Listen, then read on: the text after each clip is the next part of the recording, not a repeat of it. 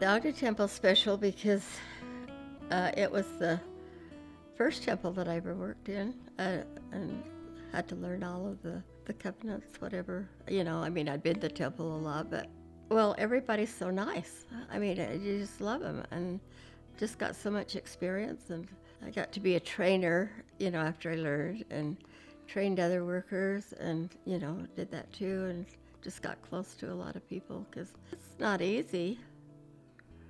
And I love being in the temple. I love just going and work in serving or participating. Either way, I love to be there. The first temple I ever attended was the Salt Lake Temple, and I was only 5, and I can remember it vividly. I thought it was just a wonderful place to be. I mean, I was in with the kids playing, and the ladies were so nice, and I had long black braids in my. The ladies took out my braids and brushed my hair and made me feel like a princess, and had, a pretty white dress on. And then I got to go in and be sealed to my parents, and I didn't really understand that at all. And my brother was 1 year younger than me, 1 year and 5 days, and he got sealed too. And he told everybody afterwards, Mom and Dad got married and Jean and I got married. So that was his experience. I think we were still probably in the sealing room. My grandma took one side of my hair and my mother took the other side, and they just braided it right up again. That kind of broke my heart, because I just thought I was looking so wonderful with that long flowing hair, but they had other ideas. And that's the things I remember the most about the temple, was playing in the playroom and getting my hair brushed. And I think I had my hair curled before I was in 7th grade about once or twice, and I can only really remember once, and my Aunt Drusilla put me in big rag rollers, or whatever they used to do with the rags, and oh my gosh, I thought that was so wonderful, just to have curly hair. I thought that was really cool. First part of my mission was in Lubbock, Texas. That's where I went first. When we arrived at the mission, we got off. In those days it was the train, never the plane. We got off the train, went to the mission home, had dinner, and then they took us out into the middle of Houston, and we held a street meeting. And every one of us had to get up and bear our testimony in the middle of town on a street corner. I'll never forget that. I thought, I must have made a mistake come on this mission if I've got to stand up. But it wasn't long until every weekend I was standing on a corner waving a Book of Mormon, talking to the top of my voice, telling those people they had to repent, But anyway, it was, I hadn't been in Lubbock a short time, and they sent us to a little boom town, an oil boom town. They just struck a lot of oil over there. It was called Snyder, Texas. And there were 2 or 3 members. We started looking for the members of the church there to start a little Sunday school. There were probably 3 couples of us, or maybe 5 or 6 or 7 people at our Sunday school, held in somebody's home. It was sometimes a different home every Sunday. And knocked on doors, tracked day and night, and got a lot of turndowns. But I'd been a salesman, so I was used to that. Didn't bother me. And we lived in housing was hard to find. We lived in a little room, I guess it was about 15 by 15, that had an old gas stove in, and the shower. I did not know all the people I shared the bath with. I didn't have the slightest idea. Every time I went there, there was a stranger, But anyway, one day I was looking at my shoes. I was laying on the bed looking at my shoes, and there was a cockroach chewing on my shoe, right on the rim of it. And I thought, I looked around the room, and at home I had a beautiful room, a nice room, always had the best. I guess I was spoiled, but I thought, how come I like this mission? I can't understand this. But it was the greatest experience. I'd like to go back on another mission because, and just be a proselyting missionary, because I didn't have a lot of chance to do that after leaving Snyder, Texas. I was called down into the mission home, and I was there for a long time. And then I went out as what they call traveling elders. You travel around with all the other, and work with all the other missionaries, and so you didn't really get to know the families really well. And then after that, I was what they call the presiding elder out in East Texas. And I did get to meet some families out there because I had my own area, but then each week I'd have to go around a different week and work with the different elders.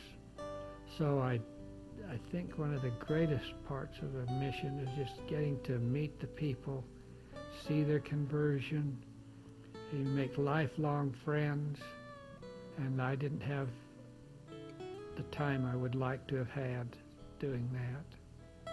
But a mission is a great experience. If I had the choice of a college education or a mission, I could only have one or the other. It would definitely be a mission. And the two great experiences I've had in this life was marriage in the temple and going on a mission. And I wish that every one of these grandchildren right here could go on a mission. That's my wife's favorite necklace. If they could all go on a mission and be married in the temple. They don't know what a temple is, they're all too young. But it's the only place that the Lord has designated where if you are married there, you are married not only in this life, but in the life to come. And you'll have your family, not only in this life, but in the life to come. No one teaches that other than our prophet and the prophets of the past. And that's a true principle. And it's a principle that has to be abided by if you want your family. You have to do that. And I want all those grandchildren and all of my children in the next world. And I'm looking forward to that next world where we'll all be together. He had a gallbladder operation. We had been serving in the Ogden mission in temple. We served for 8 years. And he served as the coordinator of the temple for 3 of those years. So we decided we wanted to go to Washington, D.C. to the temple on a temple mission. And we knew quite a few that had done that. So we were preparing for that, and we had sent in our mission papers. Then he had a gallbladder attack. He went in the hospital, and they had his gallbladder out, and it was just right before our 50th wedding anniversary. And so we said, we can go on the mission, but we can't go until after June 7th, 2006. We got the call, and then he had to go back in the hospital to get operated on again, because they said it was in a really dangerous place and it could even be fatal. He couldn't leave to go on the mission. So they operated again, and they couldn't get it. And so he was feeling pretty good, and we really wanted to go. And so we kept kind of urging them, can't we go? And so finally, Dr. Archibald was his surgeon, and he said, well, if you'll promise, if you have any pain at all after you get there, that you'll rush right back. And because it could be fatal, it's a dangerous thing where it is. So we went on our mission. We'd lost our housing where all the missionaries were, so we stayed in another apartment building. And there were 2 other missionaries and their wives that were in that same building. And about 3 or 4 days after we got there, he got the bad pain. So we still didn't know anybody, but we knew the guy that had put us into the building, and so we called him and asked him if he could come and administer to him. He did. He came, and he said, I'll pick up. And he picked up the other missionary, and that we didn't even know yet. So it was just a few days. So they came and administered to him, and his pain just left, and he never had it again. So we didn't go home, but he had made us promise that we would come home in January, and he wanted to check him again. So we flew home in January. We went up to Dr. Archibald's office, and he said, okay, I want to schedule this, So because he said, I've been studying it, and I found out a way that I think I can get this stone out. I said, oh, what if it isn't there? And he said, it's there. And so we went back home, and they took the tests and everything to get the location and everything again. Right before he had the operation, they x-rayed him again, a day or two before, and it was gone. He came in, he said, it's gone. I said, I told you.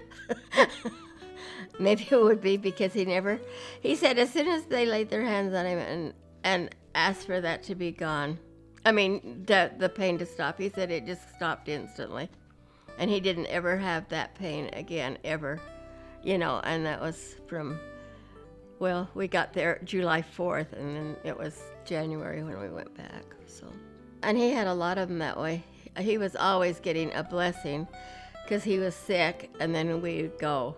He had a lot of faith. I guess it all stemmed from when he was a little boy, from the ear, when his ears quit. But he'd say, LaJean, I can't go. We'd have plane tickets and everything. You'll have to go without me, and it'd be to a wedding or to a kid's graduation or something. I say, oh, I won't leave you if you're sick. We just got to go. So we decide, well, let's call. Dick Jensen was one that we called that was our home teacher, and he's a really good friend. Like at 7 in the morning or 6 in the morning, because we were leaving to go to the airport that morning, we would be. And he'd come and give him a blessing, and away we'd go. But see, his dad was that way. He had that same faith, and it just carried over. I love being in the temple every day. Washington, D.C. temple is not busy, and they don't have a lot of missionaries. And so every day you had a different assignment, and which was hard because you wouldn't know till you got there, what your assignments were going to be. And they had like different people in charge every day as the missionaries. I just loved it because it made my faith grow so much. At one time I was over the initiatory, and I was lucky if I had one person to help me. And people would come in all the time and say, can we do an initiatory today? And I'd say, yes, just sit down and wait a minute, and someone will come. And that's what we do. And it happened at the veil. It happened everywhere in the temple. And they'd say, oh, thank you, because I have been 2 or 3 times I haven't been able to do it because there wasn't enough help. But we do that. And there was always never hardly more than 2 of us in initiatory. We just didn't have enough help. They need workers so bad because they don't have any of the saints there, and it's so hard to get anywhere. They never had appointments for weddings or anything because they just had to, they might have the day, but not the time. They'd do them whenever they came. You just built your faith. It just built my faith so much. And then I got to be over ceilings. Saturday nights we were over the baptistry, the 2 of us together. Every Saturday night we were there, and there'd be the 2 of us and a secretary. And they'd bring loads of buses in every Saturday. And we always had the presidency, one of the presidency there, to give a talk to them. We heard wonderful talks every Saturday from one of the presidency. And then we just did everything. And then the weeks that we did that every other week. And the other week, then we'd just be on, the Saturday we'd be on doing anything. And sometimes we were doing the dishes and stuff like that and cleaning all the pans. I hated it so bad, that job, because Saturday night at the cafeteria was way hard. And then finally they closed it, and because they didn't have enough. You never got a lunch hour at the DC temple. So you brought a bar or something, protein bar, and you just grabbed it. You never had a lunch break. Only you just did it whenever you could. And then on the weekends, it was a wonderful place to go. And well, our whole sacrament meeting was just the missionaries. That was all. I mean, just us from the temple missionaries. And we had family home meeting together. I mean, we all got so close. When we left things.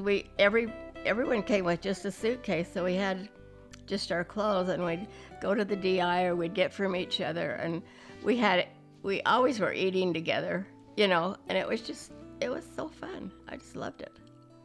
We got so close. We still meet together, some of us, to go to the temple, once a month on Tuesday, but I didn't get to go for a while because I was in St. George anyway, and they travel to all the temples. Just a greater testimony.